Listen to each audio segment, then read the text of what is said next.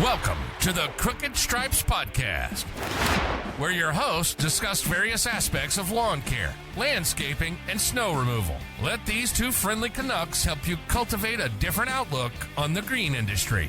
And with that, here are your hosts, Brendan Brubaker and Martin Hodder.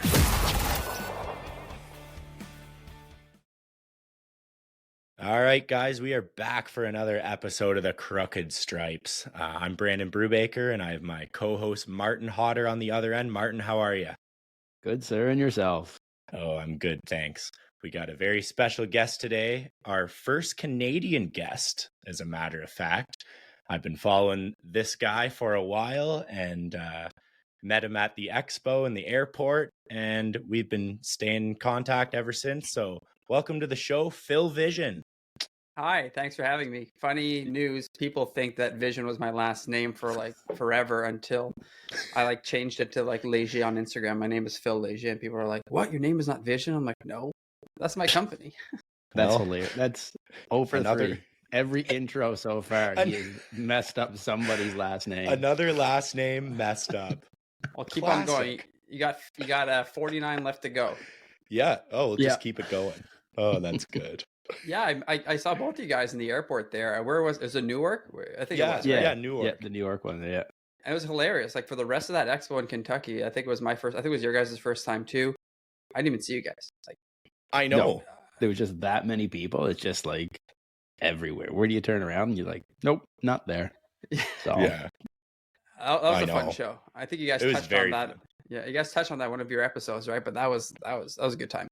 Yeah, that was a great time. We're definitely going back next year. That's for sure. That's a no-brainer. This year or next year? Oh, sorry, this year. This year feels like next year, but this year we'll be definitely going back. So, yeah, if you don't mind, just touching Phil, your story, how you started. I know you started doing not what you're doing now. So, if you don't mind touching on that for everyone, that'd be awesome.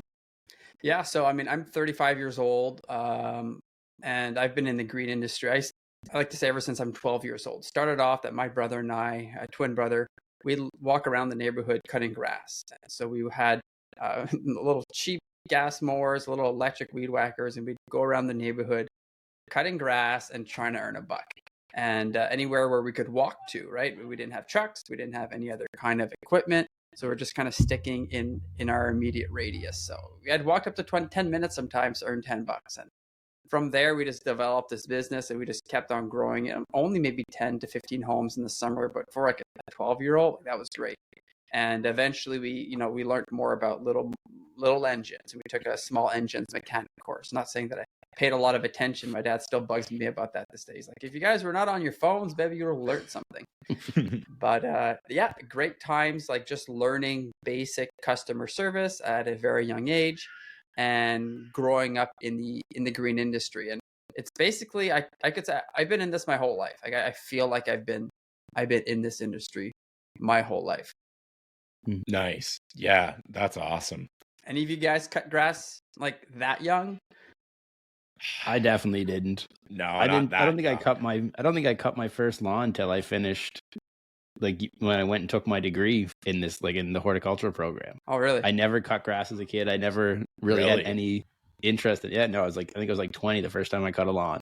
Wow. Yeah, definitely kind of the opposite route. Yeah, I would cut mom and dad's when I was like 13 or 12 or 13, but I wasn't going around cutting other people's lawns at that age. So that's pretty cool. That's impressive. You guys did that. Yeah, very impressive. Well, I think that my dad's an entrepreneur as well. I mean, jack of all trades, I guess you could say, right? So kind of he instilled that in us to go out and to work hard, which actually leads to like the next part of the business, because we had developed it where we didn't want to go walking around anymore. And we were like 16, 17 years old, and we were looking for like that next step, but we didn't have a lot of cash flow, and we were just like spending the money that we were making. So the kind daddy he says, listen, I'm going to buy your company and I'm going to buy trucks and we're going to advertise. And so that summer, I think I was around maybe 17 or 18. We went from 30 lawns to 90 lawns in the same year. We tripled in the same year. So here we were. And by then we had all our breakdowns. We had like busted a bunch of lawnmowers on water mains and things like that. And like we had learned a lot about like the hardships of what equipment not to buy. We had started getting into like, you know, the old school lawn boys with like the big top. We had started getting into those, and we got rid of the electric trimmers, and we were into the gas ones. And one thing you'll hear about me, if I say electric, I mean plug-in. If I say battery, I mean battery. I know a lot of people call, let's just set that clear. But so we're getting into better equipment. We got like the Cub Cadets, the old like stand behind ones. You guys remember those? Kind of like a walk behind, like the big, like almost. Oh yeah. You're just like the big double handle. You're getting a lat workout trying to do it. Well, yeah, we got those, and like you go through sets of straps like almost every month on those. But we had those, and we had all this equipment. So my dad got us trucks, trailers, and we hired a couple people, and that was our first taste, I guess, of like entrepreneurship. And we could touch about this later, but I think like eventually everyone's self-employed at some point, and then eventually they will become an entrepreneur, I think, whenever they might add like a couple more crews and they have many more hands, right? And I think you can be a solo entrepreneur, but it takes on a different facet whenever you start adding more crews and you like start becoming responsible for more people. And that's what we had to do. We had to split things in half to get all the lawns done in time. And it's at that point we started doing like brickwork. And we said, okay, well, these people, you're not only cutting their grass, you're looking for other services and what to do, right? So we were like, we never got on roofs to like clean gutters, but we were like, you know, doing paving stones, starting to trim hedges and things like that, exploring more facets of landscaping than only cutting grass. Because I think we all get our foot in the door, knowing clients with cutting grass. It's a great foot in the door, and it was for us. Mm-hmm. Totally. Yeah, it definitely gets you on the property, and then you kind of find all these other little things that you they ask you about one thing, and then it's the beds, then it's the hedges, and then next thing you know, they call you for everything. And so that's how we started off. And then my dad, what he did the next year is that he looked at us and he says, guys, we were actually at that point, my brother and I, my twin brother, we went to a landscaping school. We took a 6-month course in general landscaping. So it didn't tell you much about grass cutting. It was more about like, it was a third trees and vegetation and bushes and plants, a third woodworking, and a third concrete and paving stones. And we had graduated from there. And he says, listen, guys, buy back the company. And he was very generous. He didn't like mark it up that much. He's like, he split it in half, give half to me, half to my brother. At this point, we're 20 years old, 2009.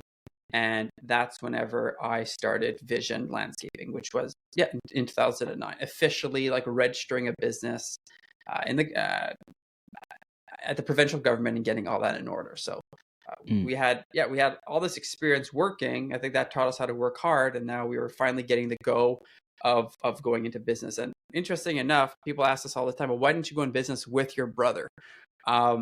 We did for 1 year, and I'll talk about that in a second. But what was interesting is we, as twins, we like to do things together, but we decided that with this, we should do it separately. We just didn't want there to be any trouble and whatnot. I heard like good stuff and bad stuff. We just decided to keep things separate. I broke my collarbone in year 2, so I like transferred my lawn clients to him, and he kind of like managed it, and I worked for him for 1 year, and then I bought it back right away in 2011. I'm like, I just want to do my own thing, right?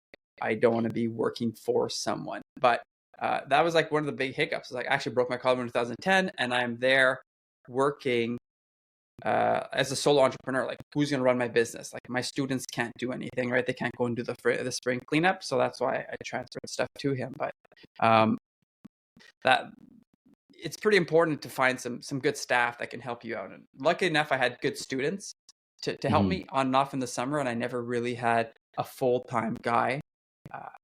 Martin, like right. you told me like actually the other day that I think you said you have somebody else working with you. Like that's a big undertaking. Like hiring your first person, you feel responsible for them, right? So how did that feel for you hiring your first person? For me? Yeah. So I have right now I'm running 10 guys. But yeah, so oh really? Yeah, I think it was Brandon that mentioned he took on his partner for it. But like, yeah, it made such a big difference because like you never know, you get hurt. Like you said, now what? The customers still want the work done. They don't care that. I mean, they do care that you're hurt or whatever, but like their lawn doesn't care if you're off. That still needs to be cut every week. So no, it's definitely super important to find the right people. And even now, I have like 3 main guys. They're on salary all year round because I need them, and then I know come springtime they're there. They're able to take care of all our crews, like our hardscaping and lawn and all that stuff. So it's just so much weight off my shoulders to have the right people to fill those voids and keep everything running smoothly. You guys ever hear about the bus factor? My brother told me this. He's like, if you get hit by a bus and you can't work, like, what's your bus factor? Like, what's going to happen to your business? I always laugh at that one. And that's good. I like that. Not that you wanting to get anybody hit by a bus, but you got to ask yourself that question, like, what happens, right? So totally got to have a bit of a plan. Yeah. Nice. Okay. And what do you, I guess you started out with mowing, Phil. Are you still doing that, or what are you guys kind of doing right now? We evolved a lot throughout the year. So then like 2012, I got married, right? I got married in 2012, and that is like a big kick in your butt. That's like, all right, like no more like only doing like 60, 70K in sales. Like you got to get going. Like if you want to have a house one day, you have to like, and back then you could actually afford a house, right? So like that, like that got the gears turning in my head, the ball rolling. I added another employee. We had 2 other guys with me, sometimes 3, like always students, right? And the business started growing and got up to about 120 accounts, some commercial, but mostly residential clients, And I think one of my downfalls in those years of business was I wanted to be there for every single job. I was overly picky. I was also doing snow removal, and people would say, your snow removal is like a hospital service. You're there for every centimeter, right? And it was like the same thing with the grass cutting. I wanted to weed whack every single edge and do all the edging and everything. And that was the biggest downfall, because I was not learning how to like let things go or let other people do it. I was OCD about quality. Instead of like training, I just wanted to maintain that high level. So I did that for a few years, and I realized like this is going to eventually burn me out. So I started giving more leash to my main guy, Jake, who worked for me for 6 years, and he started like running a crew. And like it ups and it had its downs, but overall allowed me to have a little bit more flexibility to explore other options like hedge trimming. We would like get our 120 lawns done sometimes in like 4 days. We'd crush it. And then we would, on the Friday, if it was nice, we'd do hedges. And now I could do hedges 2 days or 3 days a week because I had a bit more of a leash. This is like until, this is like 2017, full time into hedges. At that point, I had like completely let him do all the grass, and I was doing hedges full time. And like Martin said before, like the whole point of this industry is you get in with one thing, and I have a high level of respect for people that can only cut grass. But I think there's more money on the table, and I was looking for a new challenge personally. I had to walk more. I had all these crazy torals and all that, and like I really, really enjoyed it. It was a lot of fun, but I was looking for something a little bit more stimulating than the repetition. It's good family life balance though. Like that's the best. If you're cutting grass, you're not quoting at night. You're like you're basically your 8 to 4 or whatever you want to do. Like it was quite good for that. To be honest, I do miss that right now, because what we're doing right now is a far cry from what I did back in the day. Right. Yeah. So are you working a whole lot more now? Like, I know, like, are you like a Monday to Friday type of guy? Or are you 7 days a week? Or I'm always a Monday to Friday kind of a guy. Very important for me to have weekends off for the family. Like that's a non-negotiable for me. But nice. As the company grew and like you're starting to quote hedges, and like you're doing your hedges in the day, you have to quote hedges at night. And now we're doing tree work, right? Almost exclusively. It's the same thing. You're doing your tree work in the day, you're doing tree work at night. You're doing your quotes at night. Right. You're spending less and less in time home. Whenever you're lawn mowing, you kind of like have a big rush in the spring, get your contracts ready, and then you cruise control through the year, which was a nice luxury. But I realized that for me and my family, like getting to where we wanted to go, with my mentality, which was like a little bit, like I said, at the same time, overly centered on being there myself, I shifted away from that. And that was the greatest change for me. I was able to got me out of that bondage of wanting to be there on every single job, and started exploring, okay, let's do hedge trimming. Let's do stuff. And then instead of hedge trimming, I went through that wave. I wanted to trim all the hedges. No, eventually got to train staff to the point where this year, my first year apprentice, 2 months training, he did all my hedges at my house. Like that shows you how far I've come. Like I'm willing to let things go now. And you have to, because if not, you'll just drive yourself crazy trying to be on. And I was the same way. Like when I had like the first crew, I'd kind of let them do the mowing and then I'd do the landscaping. And then we'd get into the next one where it's kind of, you just kind of keep giving them more and more responsibility. And it just takes so much weight to let you kind of, but I said, it's, in the beginning, it's definitely tough. And like I said, I trust all the guys, all that stuff. It's just like, I've did this for 13 years. It's my reputation. If you mess something up, it comes back on me, right? So as I said, it goes into a lot of training and that sort of stuff to get them to that level to make it work. Yeah, you guys have your names associated with your business. Like that's I didn't have that decision. My twin brother took the last name when we created our company. So I had to like the word vision is actually from a Bible verse that says, where there's no vision, the people perish. And I was like praying, asking God, I need a word that's English and French, and vision is the same thing, right? So I was like, let's go. We got something that's bilingual. Nice. So it reads good. Oh, it reads very good. Nice. I think so. And so I switched eventually from landscaping to landscapes. That's whenever we were getting like into only hedges, and we're moving into tree work, right? This was in early 2020. And I was like, I don't want this to be landscaping anymore, but I want to keep vision. So we decided to keep something that kind of represents the entire landscape, right? So we went with this name. And at that point, James, who still works with us now, he is like the lead climber in the company. He taught me how to climb. He came on board at the end of 2019 and has been working full time ever since, right? So he was like the first serious big ticket employee that I brought into the company to help develop this new niche that we were getting into. He had a couple more years of experience under his belt than I did. I had 0, but that's when we started getting into tree work. So we've kind of seen like the whole facet of the grain industry, right? I had all these hopes and wishes when I was grass cutting. I had dreams of a battery crew. I was like, I would love to be only doing battery hedge trimming or battery grass cutting. And like, I know it's going there. I'm excited to see like all the progression in the industry, but I didn't live to see that. I mean, I'm still alive, but I didn't experience that. I was like, I think my kids I think my kids will actually eventually like start some sort of a business. They actually have one called Vision Junior. I should charge them a royalty. I should charge them a royalty. What do you guys think? Absolutely. Yeah. Now you're talking. There's a company out here up in Halifax. I talked to the guy a fair bit, and it's Armdale Lawn Care, and they're fully electric. Wow. Their mowers, their trimmers, everything. Yeah, they kind of took the plunge, and for him, it's working really well. Like they're winning. They're having customers now that are hiring them specifically for that reason, because they went that route and kind of allows them to do that. And a lot of people focus on that green side of it, right? So we always hear positive comments, you know, like we can like take half a tree down, and like, the customer will wake up at 9 o'clock and they'll be like, "You're here?" Well, yeah. We use battery chainsaws and we haven't used the chipper yet. So we had a funny story. It was 2 years ago. We had a client. We told him we're gonna be there from 7 to 4. And at 7:15, he texts us like, "Why aren't you here yet?" We're like, "Buddy, we're in your trees and we're cutting a battery tools." We're in the trees. Yeah, we're already here. Yeah, that's amazing. They're definitely nice for that way. Yeah, the quietness of it. So, oh yeah. You guys, you guys running battery equipment at all for like or not quite yet? I have some battery stuff. Yeah. We have a concrete saw. I have a Milwaukee. I run a lot of Milwaukee stuff. So we have a concrete saw, chainsaw, hedge trimmer, just kind of like the basic stuff for it.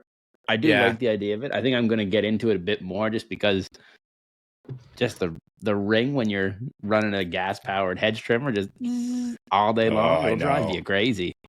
And for us with the chainsaws, like we do a bit of tree work. We don't do a ton of it. We have a couple of good subs we sub it out to. So we have a couple of gas powered chainsaws, and our issue is we don't use them every day. So then they get gummed up, and then you go to start it, and then you're fighting with it versus you grab the Milwaukee saw, put a battery in it, pull a trigger, and away she goes. Yeah. Same with us. We got the chainsaw and we're a big steel, company. I'm a big steel guy, so I got the battery chainsaw, the hedge trimmer, and a couple other little things. So, but yeah, obviously want to get into that going forward. It's clearly the way the industry's going. We went to Expo and everything's battery, right? So we went to the Crest booth. I was at the Landscape Ontario show a week or two ago, and I went over to the Crest booth and I checked out what they have going on, and it's really cool. So it's going that way. That's pretty exciting. Yeah, I have an acre property, and if I'm like doing all the edge, I have the Ego. I bought it with my own money. The 0-turn tractor, it's expensive piece of equipment. I seen that. Yeah, that's expensive. That's like $9,000. But I wanted my wife to use something that was like kid friendly. She could have a kid on her lap, not have to fight to start it, and less emissions and whatever. And like it worked great. We can cut the entire property on about 45% of the battery, just under half, which is pretty good. Issue runs into like we're not bagging, right? We're just like mulching. If you're bagging, it sucks and it drains the battery like you would not believe it. It's okay. And even on like the edges, I could do like on a 2.5 amp hour battery, I could do all the edging barely on one battery. So okay. Like if you don't want to get caught in having to come back to the front lawn to get gas, like batteries are going to have like some sort of a charging system in your truck where you can always make sure if you're going for a walk, you take a full charge battery, right? I love them for chainsaws, but on stuff like in lawn mowing, like you lose like you're a minute, it could be $5 a minute. Like I don't know what your minutes are, but it really depends. Like whenever I was cutting grass, it was like about $2 a minute more or less. Like if you would mess things up, you're losing money. Fair. We kind of like sometimes we have lawn guys get impatient at us, right? And they're like honking horns. And like I understand them because I was them back in the day. And like if we're in your spot and you can't get there and mow everything efficiently, you might not be making money. Like it's that much of a fine line that everything has to be working like. You got to have that dialed in. I know. Yep. I know. No breakdowns. And it's, I know, tight margins. The lawn mowing's a tough game. Definitely. It's consistent, which is good, but it's hard. Yeah. So I know. Nice. Well, you touched on a bit that you kind of guys do more residential. Is that still what you're kind of focusing on, mainly residential? Yeah, we have some municipal contracts of tree work, but they're kind of hard to attain. There's always people that will charge less than us. We feel like we're just not going after like the lower feeders. You can be like really, really, really busy, not making a lot of money, right? So we'd rather be less busy and target like higher end clients and their friends and their neighbors. So I'd say still like 95% of our work is residential. There's not much commercial tree work out there, some municipal, but people laugh at me all the time, but I would not be against doing a return to lawn mowing. If someone would come up to me and say, Phil, I want to run a lawn mowing division in Vision Landscapes, I would sincerely consider it because like we have that reputation. It's just another way how to like be on the streets more, be advertising and diversifying yourself more and more. Like I would not personally want to manage it. We're actually hiring 2 horticulturists this year. That's our goal to manage like a small hedge garden bed division, right? So that's our introduction back into softscapes. We kind of like veered away from it for a while, but yeah, our work is predominantly residential, and we do 80% tree work, maybe 20% hedge work. It depends on the year, right?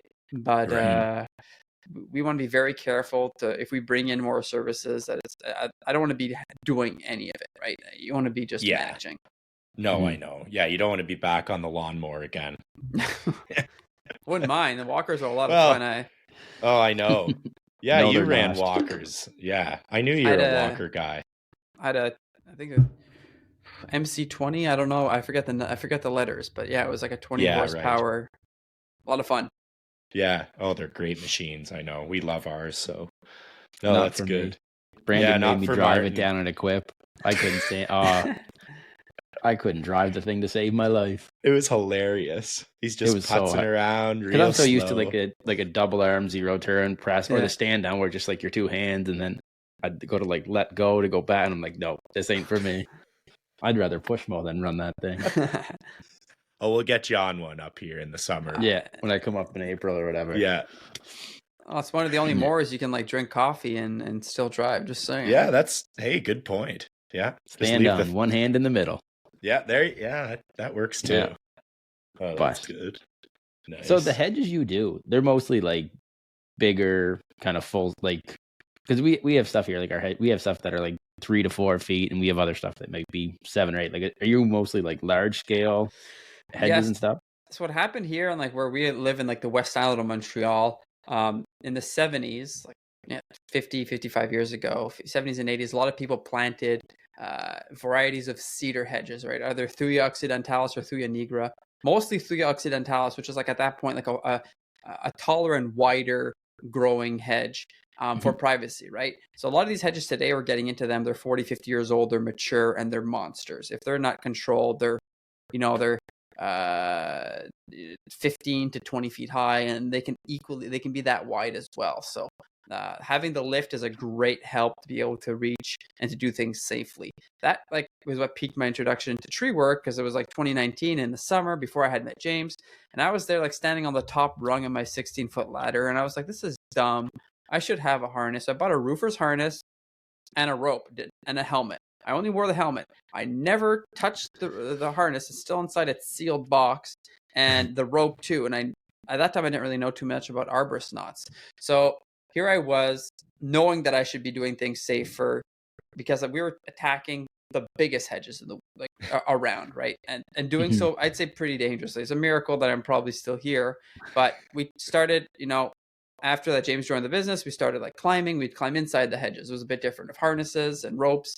And then with the lift, we're able to now, reduce these hedges a lot easier. Yeah, but we have been known for the big crazy hedges. But you can't get your lift in every backyard. So some of them you have to climb still, and just to reduce the tops. It's such a job.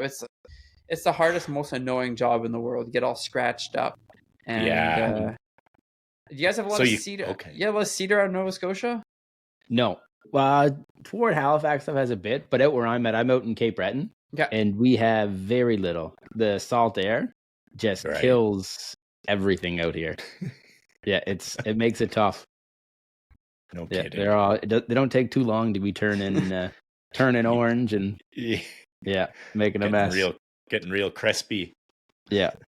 Yeah. So we have quite a bit of cedars out here, of course. We're by Toronto, you know that, Phil, but yeah, we got enough cedars. It's probably similar to you guys. It's a good variety. I mean, it's evergreen privacy throughout the year. It's important to know how to structure them properly to support snow load. I made a YouTube video on that. That's not a plug to my YouTube channel at all. But no, it is. We like that. So I mean, structure is important for cedar hedges, but what's more important is this new variety, Thuya nigra. It's a black cedar, essentially. It's a titch darker, but it will not grow taller than 6 meters, 18 feet, and it won't grow wider, I think it is, than 2 meters, 6 feet. So it's going to stay narrow, and that's clutch now. So people are planting those single stem varieties a lot more. Planting multi-stems, everyone would try to grow out towards the sun, right? So that's why we reached having these monstrous wide hedges in people's backyards. And so we're doing a lot of hedge replanting. I just got off the phone today with a client. She got us atop her hedge last year from 24 feet down to 16. So we took a huge chunk off because she knew she was getting a big renovation project done, and she would not be able to get the lift in there ever again. So she wanted a big reduction.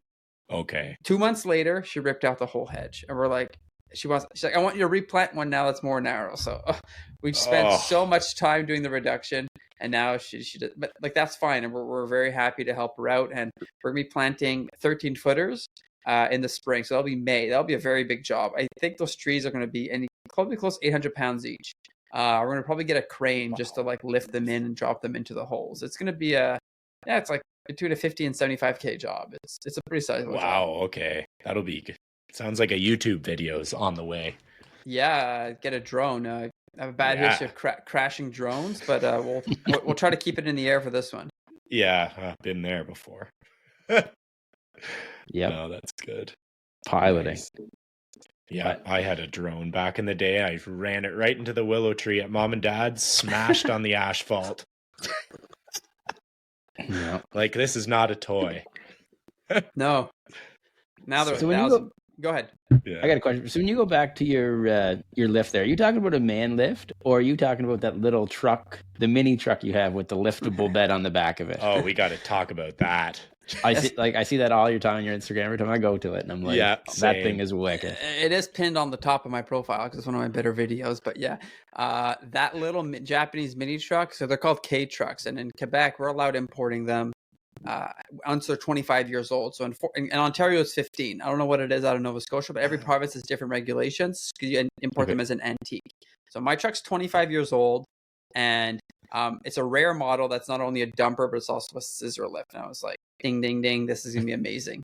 So yeah, my wife would like drive it around and she would like boom me up and down, just like hitting the sides of the hedge. I did 200 feet of hedge in like under an hour. Wow, that's wild. Yeah, wild. Wow.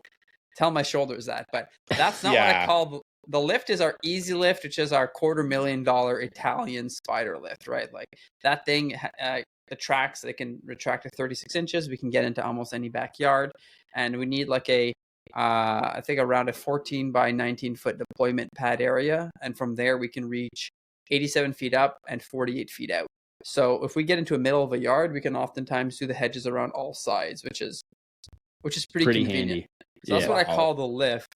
We're in like year 2 on payments on it, which it's probably a good segue to equipment, because none of our equipment really is owned, and that's like a huge thing in our company. We love leasing to own. It's a higher interest rate, but you get to use that thing now to make money now. So like instead of saving up like 30, 40K to buy a brand new chipper, you lease it, you get a smaller payment, you keep your cash. You could even like get 2 pieces of equipment, and instead of like, chipping little 6-inch branches, you're chipping 12-inch logs, and you're just producing more and you're being more efficient. And that's like been the key to success throughout our company, has been leasing to own equipment. If we would only have gone ahead of cash, I'd have like only 2 employees instead of 8, and we'd be like spinning around in like older trucks. And what do you guys do with like, let's say like it's tricky, because if your equipment's like 20K and less, like you can oftentimes like pay it and like write it off. Like, you guys like ever do that? That's what I do with my I did that with my new tractor I bought, like for snow removal. Like it was $130,000. I don't have that sitting around in cash. No. So like I said, the dealer I work with, it's been wicked. Like they gave me a really good like lease deal on it, and basically what I'm paying for that, next year I can add 2 of them for the same price over like the 5-year term that would cost me to buy a new one. Wow. So that's what, and then it's nice too with snow, right? The stuff kind of, the snow, the salt, everything kind of takes its toll on it. So we'll just kind of do like a 5-year and then just keep kind of cycling them out. And that's the method we're going to try for it. But everything else we've kind of financed and bought. But like I said, the stuff, small stuff, absolutely, like the mowers and stuff. But once you're getting into $50,000-$60,000 and at a high growth rate, it's hard to put cash away for all of that. Are you planning to like give your tractors back in and get new ones? Is that what you're planning on doing? That's my current plan on one of them. It's like they have like a 5-year lease with a buy, so I can buy it out at the end. But I think with it, I'm going to try it so I can kind of get a bigger fleet of them, because we're basically just trying to grow. There's no one here that does snow removal with tractors, so we're just going to try to grow it for a while and keep expanding, because that's like, I know that's huge in like Montreal with the inverted blowers. Oh, it's everywhere. Yeah, so that's my plan, to try to kind of get that numbers up first, and then as we get the numbers increase, then we'll buy them versus do like like I said, it's just kind of a way to allow us to grow quickly, to kind of keep up with the market and demand we have for it. Yeah, if you can keep your cash as well, you can like afford to have more guys full time in the winter to offer a better service, even if you don't necessarily have enough work for them. You could do that extra pass per day, but that's tricky. Like whenever I did snow removal, I did commercial walkways, so I had like my snowblowers like on these like little wheelchair ramps in the back on like the hitches, or on these ramps in the back of the truck with these huge drums full of salt, and we did commercial walkways. And like I said, my downfall was that I was like doing too good of a job. And so they got used to it. So like there'd be a centimeter of snow, they'd be calling me. So that was one life lesson I had to learn, just like temper expectations and to be very careful on the level of quality that you're doing. And I was new in business, but it's important, I guess, to have these contracts and like have a good understanding between clients and company on what expectations are. Especially with snow removal, like. And that's the thing, you do one storm like that, you come out for this like little 1/2-inch storm that you normally wouldn't go for. Then the next 1/2-inch storm, they're like, well, how come you didn't come for this one? So like, I get where you're coming with that for sure, right? It's kind of, it makes it a tricky subject, but like I said, temper it all and away you go. You're right. Yeah. Just back to the equipment real quick. You mentioned something about like your plan was to like, you're not sure if you want to like buy it back or if you want to return it. All my equipment, I 100% will be buying. I have like $10 buybacks at the end. So it's like 8% interest. It's higher. Some of it is 6, but it's high percent interest, but it's all like the lift is $3,500 Canadian a month. But if you wanted to rent that thing, it'd be about $2,000, including delivery for a day. And there's like a month waiting list. And if it's rainy, they're still going to deliver it. So, and you can't like bring it from job site to job site. It does not make any sense at all. How I viewed equipment, and I think that this is like a good takeaway for anybody listening, perhaps, is if like obviously like if you're looking at how much times you'd have to rent it, that's one way of looking at it, right? So if like we bought a grapple trailer that picks up logs, right? That thing is $600 a month. So we're like cutting trees all the time, and I'm realizing like, can I save $600, which represents like an hour of work? If we're cutting trees, it's an hour of work. Can I save an hour a month by having this thing? Yes, I'm buying it. And we're not even talking about like how much easier this is going to be on your body, but if it can save you an hour, and it's saving us a lot more than that. And that's how you keep on adding equipment, is like, how much time can this save me? Because the more time you save, the more you can do in a day, and the less tired you're going to be, the earlier you're going to end your days, and the more profits you'll make at the end of the week. And I'm sure your guys like it a whole lot more too, because they're not going home and sore and everything else, right? So yeah, it's like new guys that come and like work and they come for interviews. Like they go on our website. 2 guys, I'm meeting with them on Monday for interviews, and they're like, "Yeah, we've been on your website. We saw your equipment." I'm like, "Yeah, that's why you're here. You just want to play. You want to play video games with the remote control equipment all day." Nice. Because I know, I think you know him as well, Mitch Jameson. Oh yeah, He actually stayed in this room right here like last April. Not even joking. Really? Yeah, because I was gonna say I went to school with Mitch at the agriculture college, and I know he has some of that stuff too, like some of those spider lifts, and he's really big into investing in the gear to kind of save the whole labor side and be as efficient as possible. So that's kind of the route you're going to, right? Just I think I think we have like a 2-to-1 gear to employee ratio, and we have like 8 employees, right? So we have like I have 2 tractors, we have a big stump grinder, we have 2 wood chippers, 2 chucks. It's not even talking about the trailers, the lift, a pressure, like a fertilizing rig. So we almost have like a 2-to-1 ratio. So some of the equipment, we have an Avant, which is like a green lift. Mish has one too that grabs logs and moves them around. Oh yeah. And like for the first year, we took this thing out like once a month, maybe once every 6 weeks. And it's like, what's the payment on that? Maybe $1,000 a month, maybe a bit less. And like you'd think like that's ridiculous. Like why don't you just rent it whenever you need it? But like after the first year, we're using it a lot more often, to the point where today we're using it so much. But we've like been able to like make payments on it beforehand, and now we're benefiting having already purchased it at a lower price. And the one thing I would say is like always try to buy equipment a bit before you need it. The work is going to come. It always comes. And I'm not saying like go out and get something that's like way above your means. But for us, like we bought a wood chipper, we bought a 6-inch wood chipper, and that's the worst decision I ever made. I put 0.9 hours on that thing, and I put it right back to the dealer. And I said, this thing is not going to be good for us. I took a $4,000 hit. I said, I want the 12-inch chipper. We got the 12-inch chipper, and we made more than that $4,000 back in efficiency in like 4 or 5 weeks. So, and the rest is history. We have a 15-inch chipper now as well. The 12-inch like plays second fiddle, and it can be on for a second crew. But it's hard to know like how big to go whenever you're making that purchase, but you have to plan for a little bit in advance. Like, would you guys say that as well? Absolutely. Yeah, it's totally. So huge for that. Glad to you be said able that. to like, and like when we bought our first machine, like we were like our first excavators. I think it was the first machine I bought besides the tractor for snow. But like, so the excavate, we were kind of subbing it out. We were subbing out the work, or we were renting. And then we started doing the math on it. It's like in 1 year, I like doubled the payments on what a machine would have been. And I'm just like, you start looking back and it's like, God damn, like you start realizing like all these little things that you could have like fixed, where I knew the work was going to come regardless.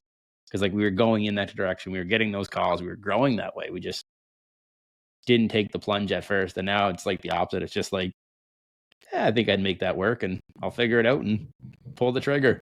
Yeah. Now we buy all kinds of things. So that was like us this summer. Go ahead.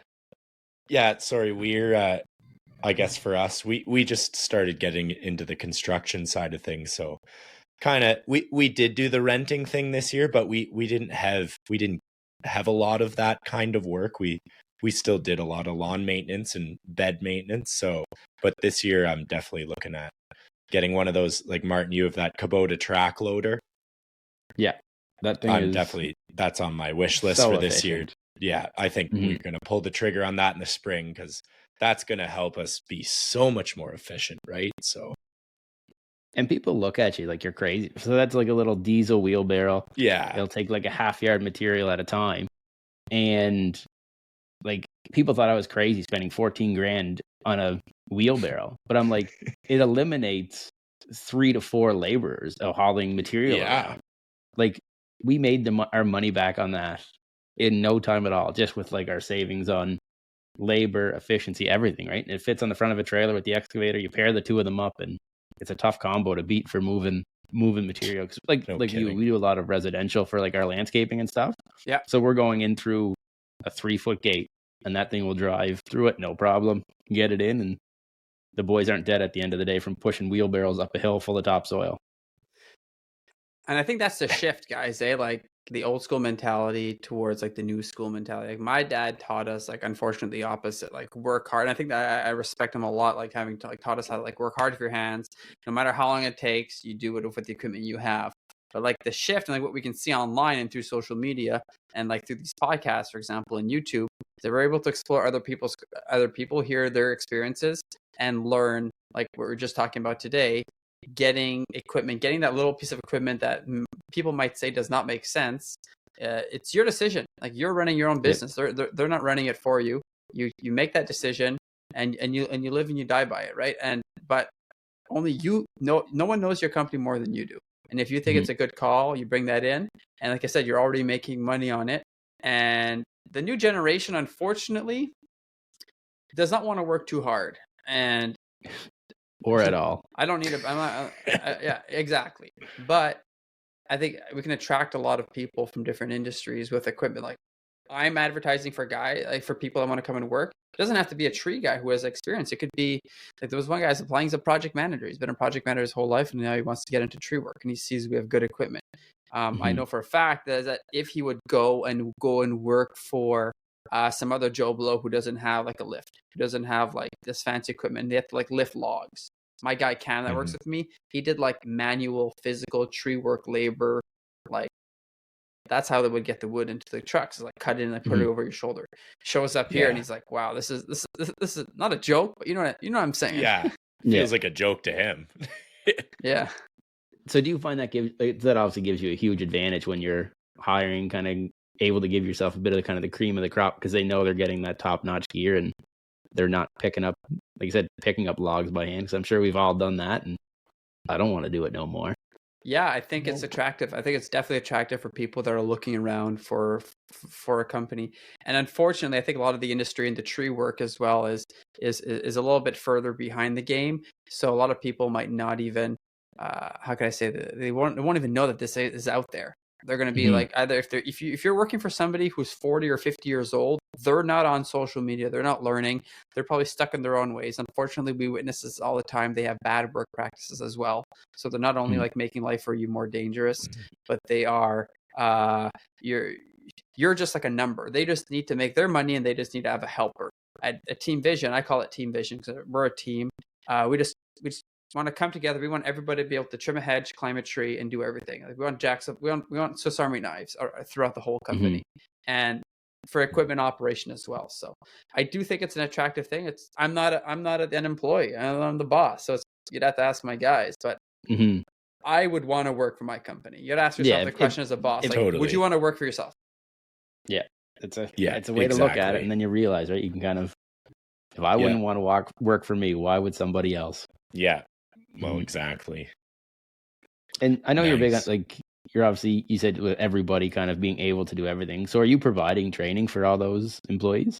Yeah. So, I mean, whenever it comes to like a lift or it comes to like a tree climbing, that's very specific, right? Because like that is like work at heights, right? So we do aerial rescue training, right? So, which is essentially, that's what Mitch came to teach us here, actually. Okay. So it was like how to like, and we had done a little bit of it before, but it's how to properly, get down from a tree if someone is injured. We did crane removal which is a very popular way on how to take out trees. We did a training for that.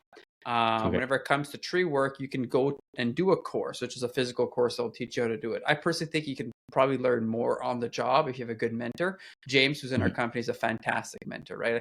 I kind of like unofficially call him like the head of education, because he like teaches us. His nose is in the books 24/7. He's always teaching us something new. And if there's a new guy, like I'll put him on the crew with James, and James will kind of show him the ropes. And that's going to be like one thing we're doing in the company a lot more this year, structuring like role assignment, like who's teaching, who's doing that. But yeah, do we provide training? Yeah, if it's like a stump grinder or if it's like a loader, something that's not really like life and death, if you know what I mean, right? We can teach those things, no problem, in-house. But if it's something that's related to work safety, we want to make sure that we have been taught it as well. If it needs accreditation, we will make it possible for our guys to get accreditations. That's actually something that's interesting. Quebec is bringing in they're talking about it, bringing in some sort of like accreditation needed to do tree work. So we're going to have to like, even me, I might have to do a course. So it's kind of silly. And kind of get certified to be able to do it in the province. Physically, not like a certified arborist. That's like a documentation kind of a thing. That I'm studying as well to take the exam this spring.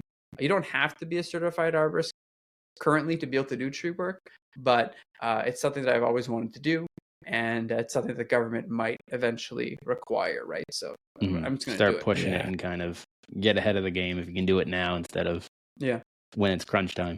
But education's huge.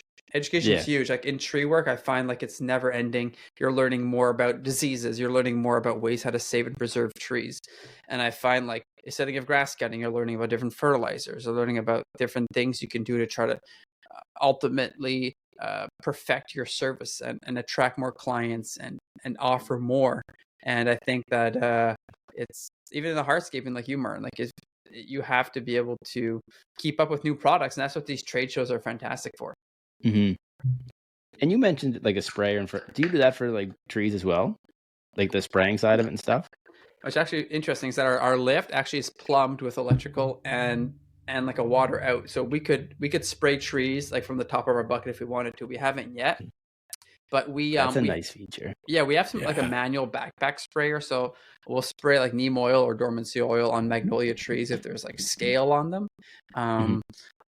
We actually have an injector, so we'll inject the soil around trees with either fertilizer or mic or biochar mixes. Like this is actually an interesting part of the business.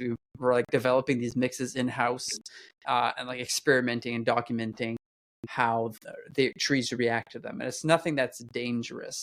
The number one thing that people like to do when they fertilize is just pump stuff with nitrogen and just watch stuff bloom out more. But on a tree, for a grass, that might be okay. I mean, you look at grass, you look at a tree. I mean, they're both living, but I think a lot more people have feelings about a tree than about grass. If you do it to grass, the grass you can always change. If you do it to a tree, you can like overstress it, right? And you don't want to pump it with too much of that, right? If it's just like pushing out way too much growth. So there's other things that we'll inject into the root system besides nitrogen, and I'll be making some more videos and contents about that this year. But there's a lot of it's endless, guys. Like once you like want to get into this industry and learn, and want to eventually not only learn but be able to give more, and I think all of you guys want to do that as well. When you want to give back to the community, you have to keep your knowledge increasing as well. To stay on top of everybody else. So nice. That's a good point, good. Phil. I really like that idea of like the tree kind of, because I don't really know if there's anyone out here that does that. And I met with somebody from, I think they were in New Brunswick, and they were kind of getting into that, kind of doing like the injector pruning or injector feeding and stuff like that. And it's a really cool concept. So like I've kind of been toying with the idea, kind of reading into it a bit and kind of figure out maybe if there's something to offer, and if people are willing to kind of pay to do it, kind of dive a little deeper. Yeah, Brandon, where you're from, I spoke to one guy. I can't remember his name for the life of me, but he like taught me a lot about like what to do. Okay. But it's huge. PHC. So PHC, plant healthcare, is huge in the GTA. It's massive. It's massive. Here in Quebec, it's like just starting. A lot of the ash trees have died in the past few years with the emerald ash borer. A lot of people a lot of new companies are getting developed. People are just like, everyone's opening a tree business. You get a tree business. You get a tree business. Yeah. And the trees are coming down, but like we need to sustain and develop and train the younger ones. And so we're not chasing the ash tree removal game. We get them if it's our clients and if the price is right. but we're just immediately going into PHE, developing that as cabling as well, bracing trees that have cracks in them. You don't need to take down the tree. You could bolt it and let it last another decade. But by fertilizing trees and developing their root systems properly, we're hoping to develop a new niche here, which is much like you, Martin, to be honest with you, not as developed as like where Brandon's from. Mm-hmm. Oh, there's nothing out here for that, so it's kind of like, and that's what I try and weasel into these kind of different little venue or avenues, I guess, and kind of see what's available, and sometimes they work and sometimes they don't, right? Because we're definitely behind in the times compared to a lot of the rest of Canada. Because like we're 5 hours past Halifax, like that'd be the next biggest city, and they're kind of like up and growing and stuff. But once you go across that bridge onto the island, it's a whole other world. Back into the 30s over on Cape Breton, eh? I don't know about Not that far, bad, but yeah. No, I know. Maybe a little 10-year delay or something. You're not too far behind the times, so no. That's good. Phil, do you do any marketing or advertising around, or how do you go about that? So what's the past tense of pride? I prided myself. I prided myself. Pride. I like using it to make up words. So growing up, whenever I started my business, my dad did advertising a little bit when we got the company up to like 90 clients. But after that, not that much. A little bit of door hangers here and there, but I never had any letters on my truck until 2020, until we got our first chip truck. Never had any letter, mostly because I was parking in a residential area. We had to keep things low key. I didn't want to be like showcasing, hey, yeah, this and that lawn mowing. We had to be a little covert about it. So no diesel trucks. Everything was gas. I ran a lot of GMC Sierras, 1500s, 2500s. Like I love. I bought a GMC Sierra at 2500 for $8,000. 8 years later, I sold it for the same price. Nice. Sounds about right. Yeah. Yep. Yeah. I missed that truck. That truck built the business. Like it was an absolute tank. It was just like the base work model, no fancy frills, and that was great. But yeah, we did a little bit of advertising, just like not even lawn sign, just like door-to-door flyers. I'd have a girl going around on a bike, and she was from my church, and she would go around, and if she saw a big hedge, put a flyer there. And that's how we kind of like developed a little bit more hedge clients, by seeing shaggy hedges and like planting some flyers in those mailboxes. No online marketing at all, really, until like we started getting into tree work. But the transition to tree work took a bit of faith, because we were like getting away from like the comfort of like the grass contracts into like the unknown of like, having to go out and get jobs all the time. So we started doing a little bit more Facebook advertising. I never had a website either until like 2020, which was okay. You didn't really need one for grass cutting, just kind of like word of mouth, right? And like, yeah, a lot of people like they'll like lift like, yeah, I'm word of mouth 100%. But listen, you got to be online. If you're not online in 2024, you're missing out on like the new generation of people that are looking for work. They're looking for like your Google 5-star reviews. They're looking for your reputation. They're looking for your website, and they want to be able to know that they can get taken care of.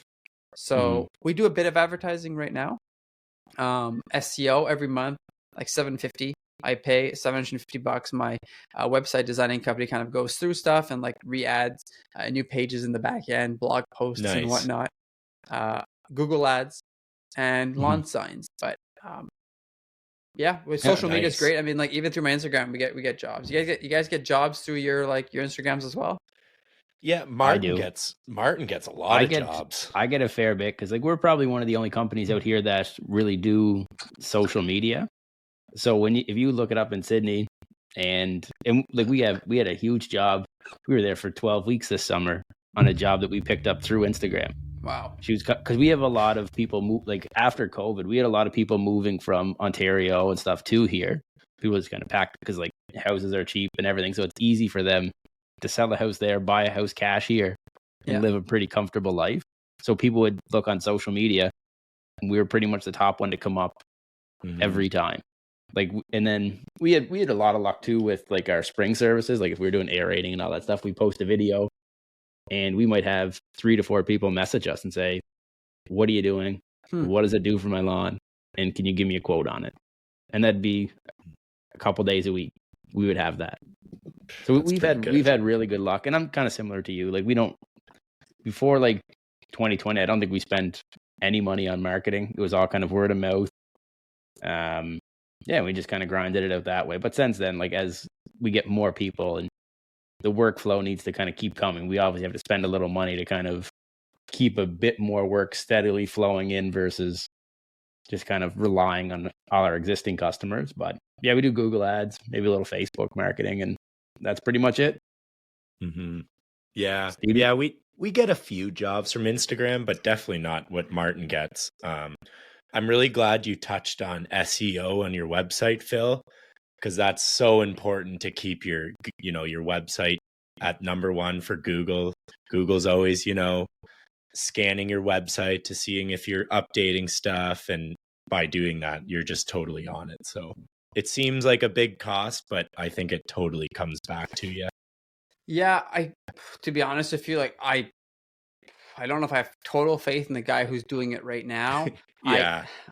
If you hear this, like I just had a phone call with you, buddy, and like I think we're going to bring some changes, but I just want them to be a little bit more proactive. I feel like there's a bit too much repetition going on.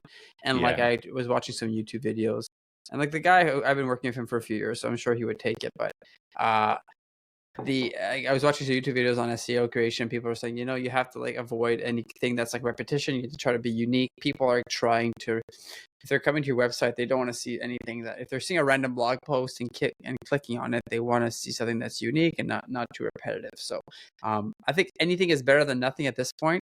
And I know like my brother, like he ran like a very successful hardscaping company.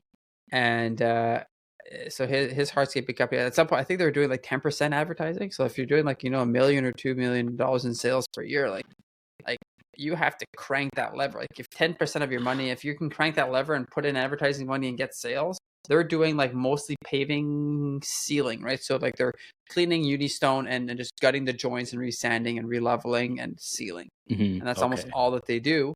And yeah, like their advertising costs like 10% of like their gross sales, which is like, wow, that scares me. Like yeah, I probably do like around maybe 20K a year of advertising, maybe. But right, it's like it's a really good saying, and this is not from me. But like stopping to advertise to save money is like stopping your watch and think you're going to save time. I like that. That's good way to put it. That's a good one. It's not from me, but you can like, I'll take it. We'll give you the credit for it. Oh yeah, you told it to us, so it's yours now. Then we'll take it. Yeah. Just keep passing it along. Yep. No, that's a good one. You can't stop advertising. Like even like no. Even in the rough spells, you just have to keep on. You just have to keep on cranking that lever. Like in the winter, I'll tone down a little bit on our advertising, but then I went back and I put back my post and I on Google Ads. I'm like, no, like people still need to see you. They need to know that you're around, that you exist. One guy who actually built, and this is another good illustration, and we had the Olympics here in '67 in Montreal, and the architect guy built these crazy buildings. They're called the Olympic Village, where all the athletes would stay. And people were so impressed by the design, and everybody was like, oh my goodness, this guy is like such a world-renowned guy. He must be so busy. He must be crazy busy. We're not even going to bother going to him and like asking him for work. And nobody went to him. And the guy actually like ended up going bankrupt like a few years down the road because he had nowhere to work. He did these phenomenal buildings, and then it's just like gone, right? So right. So you have to like tell people. You have to tell people like, hey, yeah, like we're doing a lot of good stuff, but we're still open. We're still looking for our next project. We're still looking to help you. And like our first word on our website is like, we can help you with. We want to be able to like tell people that we can come and address a pain point. So it's like, yeah, you have a broken tree or something that's annoying, or you have concerns about this or that. We can help you. Our specialist, like that, like rings and resonates throughout our entire website. Nice. Oh, that's so important. Oh, good. What would you use for software? And then do you want to also touch on a bit of your like mic setup, because you're kind of starting a YouTube channel and you got a bit of a setup. So do you want to touch on that too? Because I thought that was interesting. Yeah. So software, I mean, growing up, I mean, we did a lot of pen and paper. We moved to Excel, and then eventually we got into CRMs. Like any CRM in 2024 is better than no CRM. It just organizes your thoughts. It organizes your schedule. I've demoed and I tried many different ones. I know I'm not one of the jobber boys. I'm sorry. Maybe one day, but we use ServiceMate. It's Canadian dollars. It was very easy for me to use. I gave 4 CRMs a fair try. 2 weeks, 2 weeks, 2 weeks, 2 weeks. And I said, whatever one I feel I can learn the quickest on my own and have support that's able to help me the quickest. Personally, in my situation with like, they're iOS only, which is it's probably one of their downfalls. But for me, it was great to have like a CRM, customer relationship manager, that can like organize everything together. ServiceMate was the answer for us. And we could not be where we are today without something that organizes you this quickly. It's the reason for our efficiency, like, okay, I'm done tree cutting. We have a 2 hours to spend. Where can we go? You pull up the map, you see your jobs on a map, and you can go and do something quick.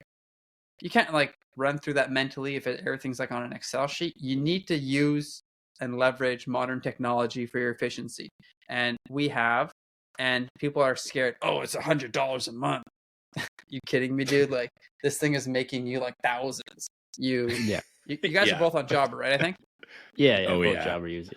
And like you said, any CRM is the way to go, right? Yeah. It's crazy how efficient we went from like before we would have. And this was only, I think this is our fourth season using Jobber. And before that, like we were doing everything with like pen and paper. We'd have lists drawn out. And it's just like, Apple Notes. To think how we even got through some of that stuff without a system is like mind blowing. And I was talking to a guy today, and like he was asking about Jobber or like using a software. And I'm like, it doesn't matter what you use. It's so much easier to put something in place when you're like a 1 or 2 man crew or 1 or 2 man show versus trying to implement it 3-4 years down the road when you're 5 or 6 guys. And it's just, you get those systems in place in the beginning. It's so much easier to deal with all these things, because like as you grow, you're gonna like the little problems, they're not gonna just stop if you hit a certain value or a certain amount or whatever. Like they're just gonna get bigger and bigger, and it just becomes a bigger issue versus fixing them right away and then dealing with it that way. Yeah, totally. Yeah, 100%. And like I had to teach our CRM and my way of doing it to our secretary. We hired our first secretary, which was a game changer last year, and she's coming back this year. Stoked to have Tammy part of the team again. But that was huge for us. But being able to teach your CRM and explain that to someone before things get too crazy. So like she started April 1st, and April 4th or 5th, we had that ice storm that like knocked us out. So can you imagine like her first week was like, all right, deep end, you're going in head first. Time to learn to swim. But no, an office person's definitely a huge bonus, because like I used to, like up until I think I've had one now for 2 years, and before that I'd be trying to answer the phone and I'm mowing, so then I'm shutting the machine off and I'm answering that, or I'm doing it, and it's just the efficiency of that is just crazy, or inefficiency, I guess. It's just wild when you start thinking of it. And then yes, it costs money and everything does, but like the return you get on it in the long run is well worth it. Yeah. Oh, 100%. I fully agree with that. So that's what we use for software when it comes to like managing the clients and whatnot. And it's nice to keep everything centralized, because we have 4 guys going out to do quotes. I do the majority of the quotes. James does some. And then Cameron and Jonathan do some occasionally. And like we can all see each other's quotes. We can all see each other's like pictures and like comments, and like it's a useful platform. And having to throw things in Messenger and whatever we still have a Messenger for like basic, like very basic dialogue, but having everything centralized and archived, like, hey, yes, you sent that to the client. Yes, the client read his email.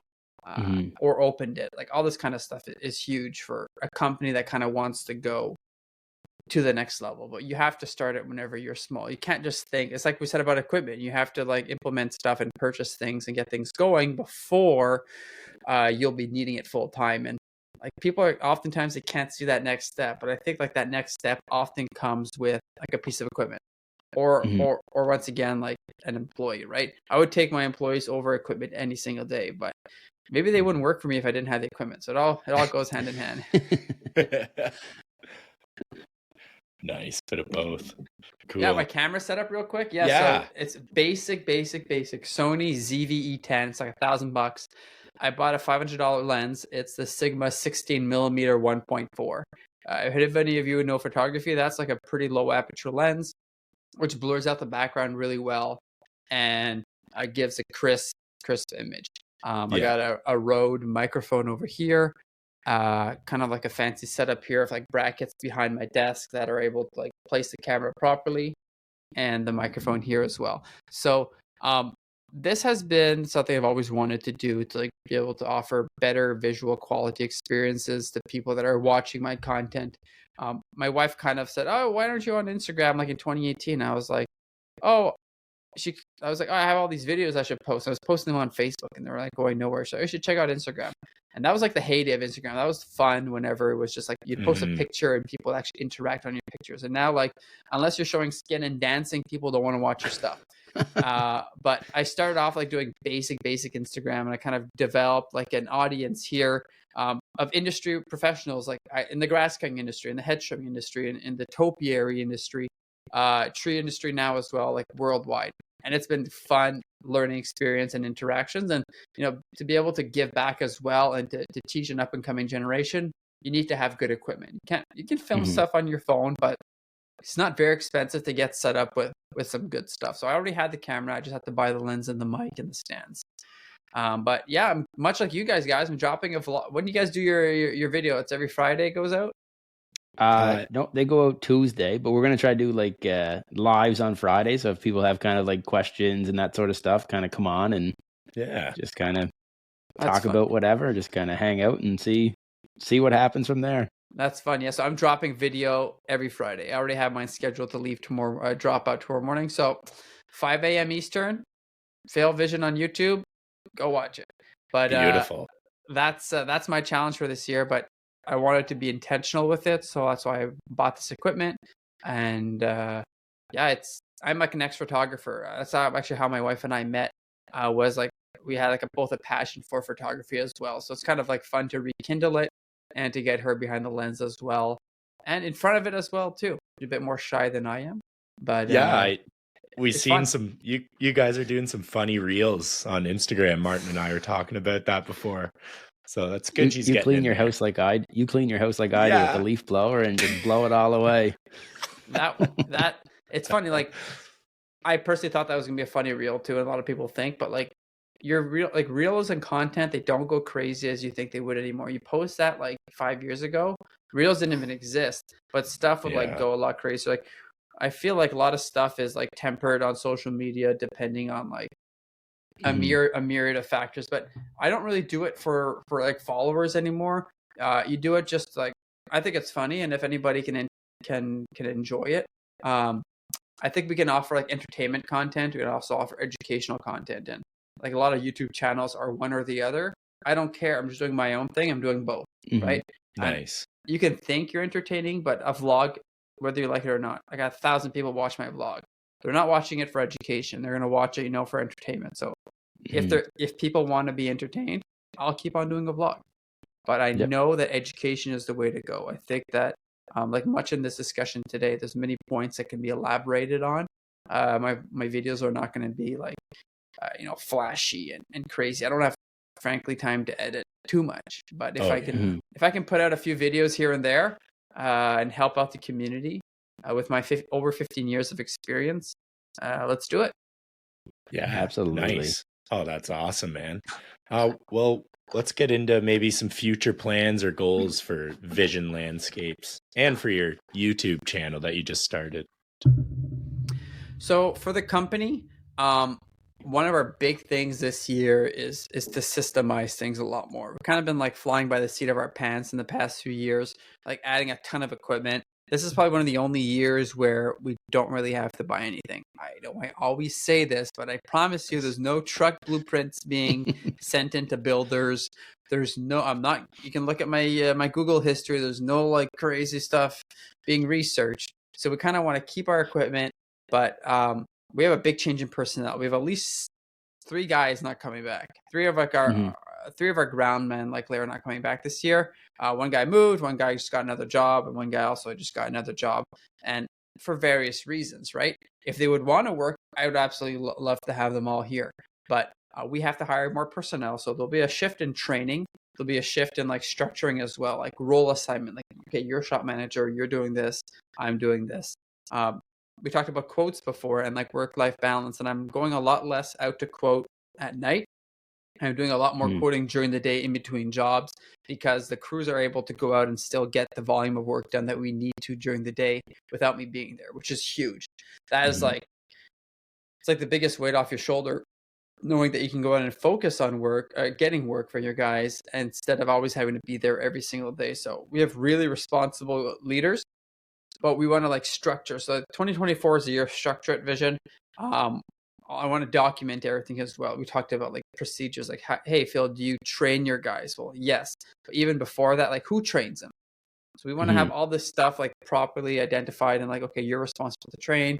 This is your training schedule. We are allowing you time every week, every month, whatever, to do these kind of things. And really quick, I know we didn't talk about this, but I pay my guys per week. You come in Monday to Friday. If it rains, you're in the shop. We're sharpening equipment. We're maintaining equipment. We're doing training. We're going to breakfast. We're having coffee. It's very important. So for me, it's easier to budget that way. And also for the guys, there's a constant learning experience. If you're only coming in for days of work, there's like less opportunities to train, less opportunities to converse and to expound, I guess you could say, our relationships and our knowledge. So for us, like working and paying the guys weekly kind of eliminates the factor as well of like clocking in and out for breaks. You know, you eliminate thousands of opportunities for, you know, either under or going over a few minutes, right? So you eliminate that entirely. Now, say, Phil, like, what happens if you work 50 hours? Well, you can ask any of my guys, you know, I pay them based off working, you know, 40 hours plus overtime, 10 hours, which would be 50. And like overtime's time and a half here, right? So it'd be like 55 hours. I pay my guys based off 55 hours. The amount of times we work that many hours, not that many hours. Like, I tell you, like, we're working 40, working 45, sometimes 50, sometimes 55 during the ice storm. But like in the fall, we were doing 35 because like the volume of work was not there. Was I paying them less? No. It kind of like balances out itself in the end. And they're still coming in the shop and they're still getting stuff done. We're just leaving early, leaving at noon. It's all like, it's like kind of like an envelope, like a April to December work-life balance. And you know how much you're going to be able to take. You can take that home, not like stressed out about like, what happens if my boss doesn't have work for me?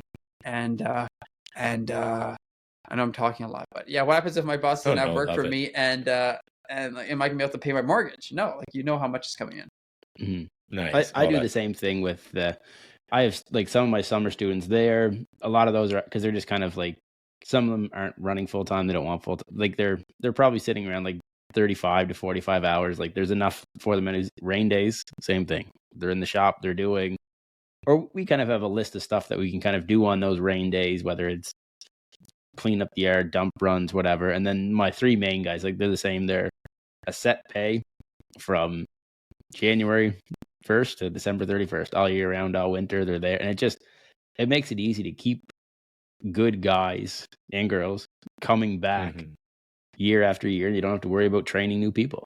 Yeah. You get those key guys and it works great. Would you say like you pay your guys based on like you work 7 to 4? Because it's never always the same. Like, for example, like their weeks are not the same, right? Like some weeks are different than others. So what we do is we base it on 40 hours pay. We usually, like in the summer, it's probably 45 hours roughly we work. We usually go Monday to Thursday, 7 to 4. Friday, we're 7 till about 1 o'clock. So usually like 1, maybe 2, and then we don't work weekends. And then in the winter, those 3 main guys, usually 4 days a week, but they still get paid the same. So we might only work 25, 35 hours, maybe 30 on the high end, unless we get a couple snowstorms. And if we do that, like if we plow and they're over those 30 hours, next week, don't come in Monday, don't come in Tuesday, and they still get that same base pay. Okay, so you just have like a rollover or a carryover. Yep. Okay. Right. Yep. And it makes it easy too. And that way, like if they need a day off, whatever, it's fine. Don't worry about it. We'll figure it out. And it just kind of makes it very simple for them, for me. And they know exactly what they're getting every week. And they don't have to worry about it. Yeah. Well, that makes a lot of sense. Yeah. So that's like our plans is like, I guess, for like the business is to systemize things a lot more, develop like our current services a little bit better, expound, I guess, on being like, we talked about PHG, like fertilizing and all that. We want to do more of that. Right. Mm-hmm. And for the YouTube channel, what my goal is to do for the YouTube channel is I want to do a lot of content this winter and kind of like archive it all so that we can go out and have it going out at a regular schedule throughout the year. We want to film a little bit more on the job site, which I'm this close to trying to hire a full-time videographer just to follow us around and kind of like put things together. I think that would be a huge burden off my shoulders because I don't know if I'm going to have time to do all the editing. And I think that we are able to develop good enough content that can be entertaining for the whole industry. Like you guys don't see anything of what we do during the day. Like we just see us drinking coffee and like cutting a few trees and like running the chipper, but there's so much more. Yeah, like there's so much more that we can do. I think we could have like a little vision show and have like somebody filming and editing and kind of like going through different conversations between the employers and things like employees. Yeah, I think there could be something there, but once again, I don't want to be managing it, and it has to be monetizable. If we're going to be dishing out $1,000 to $1,500 a week to have somebody doing this, it has to be bringing us work. It has to go into the advertising budget. It has to make sense, and it has to be obviously something that everybody on board wants to do. Like you agree to be filmed and put online, but that's our goal. Like we'd like to do something a little bit different, and kind of like you're doing, Martin, push the niche. Push something different in our neck of the woods and try to stand out. Mm-hmm. That's key. Nice. Yeah. I knew you were a big coffee guy, Phil. You guys got that nice espresso machine in there. Are all your guys big coffee drinkers? Yeah, it's kind of like a prerequisite. If you haven't worked for Starbucks or Tim Hortons, you're not getting a fair shake. You're not getting in. But we all are. So we have that espresso machine. It's like a dual boiler, so we can do like your milk and your coffee at the same time. We have that running in the shop. It's actually at my house during the winter. I have to supervise it, so it stays at my house. Oh yeah, nice. But I have a smaller Breville as well, which is a lot of fun. And we're huge coffee guys, and we really enjoy it. Kind of have developed like a little reputation, I guess, around it. We try to master the way of asking for it at clients all the time. Like they'll be like, hey, can we get you anything? And like we'll like say like, oh, what's on the table? Yeah. Like, what are we working with here? Yeah. But yeah, it's we're big coffee guys. We enjoy it. Nice. Oh, that's awesome. Cool. Do you have any words of advice for maybe someone just starting out or that was in your position a few years ago? Yeah, I look back and I'm like truly humbled at like the growth of the company throughout the past few years. I think that like you'll learn at a very young age, and like I'm instilling in my kids to work hard. Nothing can like replace hard work. You have to work with your hands, your back, your body, and eventually your mind as well. As your mind gets developed, if I got into tree work at 18 years old, I don't know what would have happened. Like my head was just not there, right? I think I learned a lot of lessons like from lawn mowing. Root density. It's the same thing of tree work. Our radius is 20 minutes. Like no one else does that in our neck of the woods. People are going like an hour in each direction. So I find a lot of things that I learned from lawn mowing, I've translated into tree work business. And whatever job you're currently in is getting you ready for whatever's next. Either it's going to be like continuing on where you are, developing that further, or it'll teach you a lesson and you'll be able to like be in your next job one day or your next field of business. And you'll be like, oh yes, I remember now. I know why I was doing that for, or why that was there for that reason. And it's going to teach you, it'll teach you a lesson, and it will help you, I guess, develop things further. I mean, I love talking to clients, and I find I have a bit less of time doing that these days. Whenever you show up on a job site with $1 million of equipment and you have 6 guys, you got to get that tree down. You can't go and talk to them like you used to before. So, Right. like, enjoy each step of the way, right? Whenever you're young and you have that flexibility, invest in relationships. And whenever you're older, like right now, we do a giveaway at the end of every year. We kind of like take some people that have left us reviews, and we'll have like a giveaway. We'll give back these cutting boards or these things that we have made for us by one of our employees. So we're trying to find personal ways to reach the human side of clients, right? That oftentimes can get forgotten, but we're not forgetting that, and we're trying to reemphasize that a little bit more in our company. But yeah, I mean, if you're young and you're in business, like, don't stop working, work hard, but take time off during the year. That's what I think all 3 of us are kind of doing right now in some way, shape, or form, is take time off in the year from working on your business from working in your business to work on your business. And if you don't do that, you're going to start the spring every single year with the same habits. Maybe not bad, but maybe they're stagnant and they're not like leading you into a more efficient line of work. And I find every single winter that I've taken off, I'm doing home renos right now, but I seen you this morning. I still consider it off because I'm not like going out thinking about tree work and like dealing like with the everyday things. Yeah. I'm working on the company, like our secretary, she takes a bit of time off, and she's going into her 2nd year. She's going to start off in a couple of weeks, and we're going to start developing things. And working on your business is huge, and you need to take the time. You cannot, I don't know anybody that can do that at the same time as working. And that's why I got out of snow removal. It was, personally, I wanted to enjoy the snow for once. Like, I think everybody has to do snow removal. It's your rite of passage, guys. Like, if you're in Canada, like at some point, you have to do snow removal. And it's a great way to keep people on the books all year long. And I think for some people it works out. But for us, which I only had enough to do for myself, and I didn't really have anybody else doing it, I was like, okay, I can get rid of this and I can focus on other stuff. And the time I take working on the company in the off season, I think the company grows every single year in profits more based on those decisions compared to me working and trying to just like earn an extra 20K during the winter. Like, we've done 20% increase, if not more, year over year, and 20 to 30% increase in the past 4 or 5 years. Nice. You can't. You're not doing that if you're the only guy trying to grow it and scraping sidewalks. And you can't do this alone. Like, people think like I did this on my own. No, like, I owe a huge amount to James, Jonathan, and Cameron, who have been like heart and soul in this company. James for the longest, Jonathan and Cameron as well, like putting their hearts and soul into here, wanting to grow this business, and dedicated people that want to be part of a crew. But they have to see something that's interesting. You have to ask yourself, like, would you want to work for yourself? Would you want to work? That was just an avalanche of snow coming off my house. So I have this house. I heard that. It's an old Canadian style house, and I don't have those stoppers that stop the snow. Don't ask why. It just wasn't there back in the day. So what happens is, I think it's good because the snow doesn't stay on there. It eventually slides off.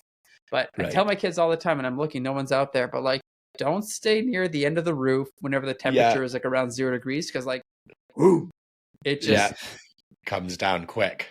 And I have to go shovel that because that like lands right on our walkway. I don't know who designed it, but like, it lands right on the walkway, and it's like, if you don't get it out, it's instantly frozen over. Last year we were in the DR for 2 weeks, came back, and all the ice had like frozen on the gutters and like ripped off the gutters on the whole house. Oh wow, that's tough to come home to. So we just like threw it all in the garbage and said, "Oh, we don't need gutters anyways." Yeah, people survive thousands of years without gutters. Yeah. Oh, that's funny. So what? Nice. You guys are asking me questions. What are you guys doing this year? So this podcast, I'm stoked to be on it. I mean, whenever I heard a couple Canadian boys were like putting their hearts and soul out to help the industry, I'm like, I'm down. Get me on this ASAP before I get busy. So like, tell me, like, what are your guys' plans? I'm not trying to buy a few more minutes to get the biggest podcast record. Just saying. Oh no. Yeah, no, just like you said, working on the business in the winter, I'm really big on that, try to get yourself as much prepared as you can for the spring rush, because it's just mayhem when that hits. And then, yeah, Martin and I, we talked about doing this at Equip, and we kind of slowly have been working towards it after the leaves. We were a little busy, and then, you know, doing a little bit every week, and then all of a sudden, you know, we're on here chatting. So I don't know, continue to grow this, and we're having fun with it. So yeah, that's the main thing. Just kind of see where it goes, and if it doesn't take off right away, we'll just keep grinding it out, because it's obviously going to take some time to do it. But like I said, we keep getting people on that want to come on and talk about it and give back, like yourself, like that. That's perfect, right? It's a good kind of tie in for that. And for us this winter, I'm spending a lot of time. I bought a pesticide spraying business in September last year. So this will be my first year kind of fully running it. So I've been spending a lot of time kind of getting that all set up and trying to gear up a new truck for it. And so still kind of working on it and in it at the same time. But that's my big goal, try to be able to hit the ground running for that spraying side and see where that takes us. So that's my winter goals. That's great. I mean, you kind of like, you're touching all sides of the industry. That's great. I mean, if you can get your hands in everywhere and you can become like the specialist doing many different things. I mean, that's you keep everything in house, right? You don't have to sub anything else out. You're able to address more pain points from clients and keep that money. So that's huge. That's pretty impressive. Pretty much the only thing we don't do ourselves is trees.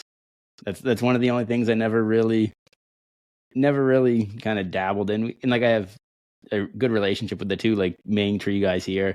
They're wicked, and they take care of it. So it's just for me to go invest in like a tree, a truck, and like, and one of the companies has been around for 45 years. So they have a pretty good hold on the market share of it. So it'd definitely be a tough market to kind of dive into. So for me, it's just as easy to kind of say, here you go. And said it works really well. Like, they return the work, like they return other work. They send customers my way still to this day, even though they do a lot of the same stuff we do. They kind of do it respectfully, I guess, and don't just come and take like, if it's one of my customers that we do their lawn and beds and maintenance for, and even if they come in and do a tree job, they're not going after their work. And when it comes the other way, I don't go after theirs. So it's a pretty mutual, respectful thing around here for that. So it definitely makes it easier and a whole lot easier to trust somebody to go in and do that. Someone you can recommend to your client and know they'll still be your client afterwards. That's huge. That's must be an East Coast thing, because never heard of that out here. Yeah. No. We've been doing that with them since I started. Pretty much day one, they've been sending me work that was kind of small for them, and all the tree work I'd go back and it kind of. And we have a lot of really good relationships with other contractors here, and it's super beneficial for us and them. Like, we have a guy that does trucking for us. He probably brought us $50,000 worth of topsoil this summer, but he gives our name to customer. He doesn't do any mowing. He doesn't do any of that stuff. So he takes us and gives us all our work that way. So it all balances out in the long run, right? So yeah, that makes a lot of sense. I couldn't help but think. I think I've undiagnosed ADHD. I think a lot of us do. I think you have to, if you're a business owner. I think like you have to, right? Like, if you're not if you're not everywhere at once, like nothing gets done. I think you have to attribute a lot of that to it. But one thing I was been trying to remember since like 2 minutes ago, whenever you were talking, was I didn't want to interrupt. I know I can do that sometimes, but at Equip Expo, I spoke to Brian Lawns Maintenance and Caleb Autumn, both guys who we look up to as like giants in like the social media industry. And like, they have like Brian, like, of his accounts and everything like that, and everything like is probably helping him like build his next step, his house, and all these things. Like, all these things are great. They're putting a lot of work into it, right? And like, a lot of people look up to us three. I think by like the general public, they'd like looking at us and be like, hey, you guys have like decent like social media pages. You guys have developed something. And like, a lot of people asking me like on social media, how did you get there?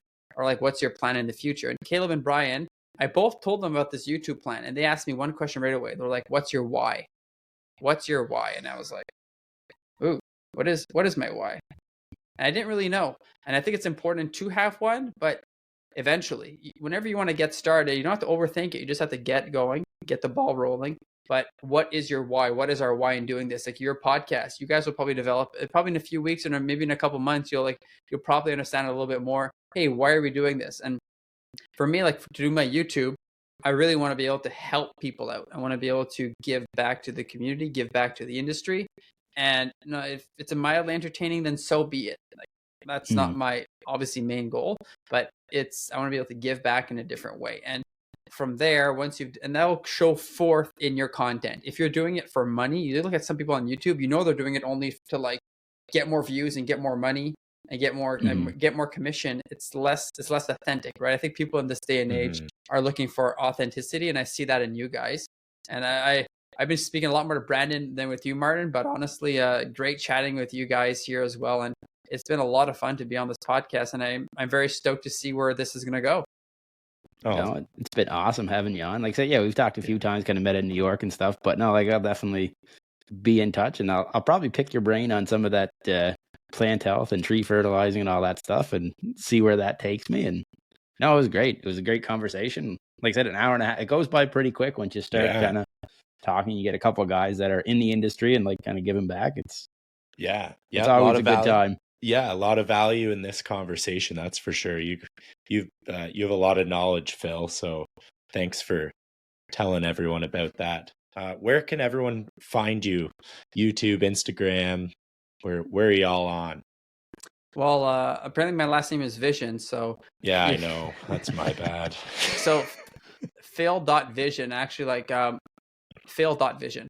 And there's this one guy in the UK that does like a lot of topiary and scissors and like bonsai stuff, and his name was like I think Newaki.Jake, and he's like a role model for a lot of people in the green industry. And whenever I saw that, I'm like, that's cool. You have like your business name, you have your personal name, and I reversed it and I did like Phil.Vision. And this was like whenever I started my social media many years ago. So it's like it's not my last name, but it's my company name. And some of my employees as well have like a similar hashtag. So it's Phil.Vision on YouTube, on Instagram. I'm French Canadian, donc si vous voulez parler en français avec moi, je parle très bien les deux langues. But my wife's English. I work in a predominantly English neighborhood. Almost all my social media audience is in English. So even with a French last name like Philippe Léger, you're going to hear me speaking English 99% of the time. Yeah.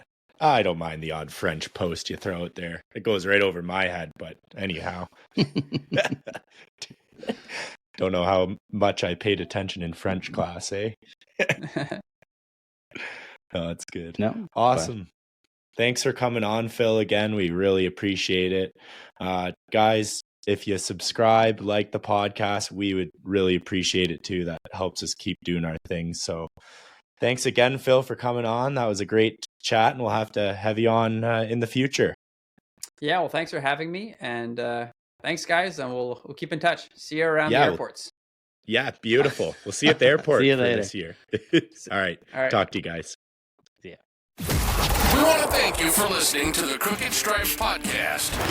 If you liked this episode of the pod, subscribe, rate, and leave a review. It's very much appreciated. Head over to Instagram and follow @The Crooked Stripes. From there, stay up to date on all things lawn, landscaping, and snow removal.